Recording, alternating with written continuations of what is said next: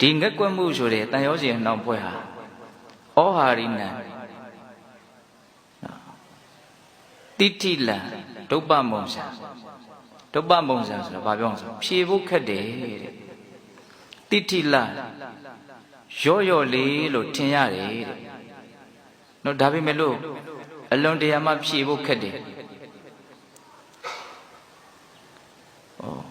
ဒီတိုင်းပဂရိတိုင်းနေလို့ရှိရင်အနေရခက်တယ်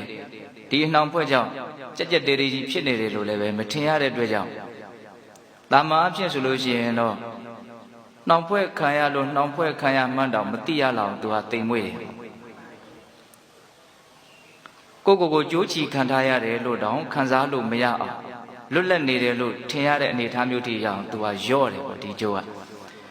ဒါပေမဲ့ဘလို့အနေအထားမျိုးမှာဒီကျိုးဟာခိုင်မာချီထားတယ်ဆိုတာကိုသိနိုင်တယ်လေဆိုရင်ယုံကြည်တဲ့အခါမျိုးမှာသိနိုင်တယ်တာမန်ကိုအိမ်မှာကိုနေတယ်ဆိုရင်အိမ်ရဲ့အနှောင်ဘဝဒီလောက်ကြီးရလို့မထင်ရဘူးအိမ်ကနေခွာလိုက်ပြီဆိုတာနဲ့အိမ်ရဲ့အနှောင်ဘဝကြီးတယ်ဆိုတာသိနိုင်တယ်နော်အဲ့ဒါလိုပဲလူချင်းချင်းအတူတူနေကြတဲ့အချိန်မှာအချင်းချင်းပေါ်မှာချီနှောင်ထားတဲ့ဒီအနှောင်ဘဝဟာသိပြီးတော့ခိုင်မြဲတယ်လို့မထင်ရပေမဲ့လို့နော်တယောက်နဲ့တယောက်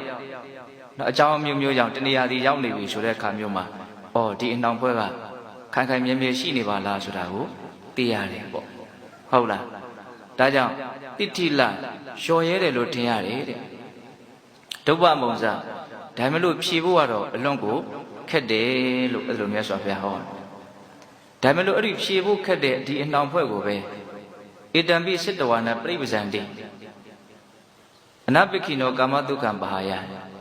ဏ်ရှိတဲ့ပုဂ္ဂိုလ်တွေဟာဣတံပိစိတ္တဝါနာ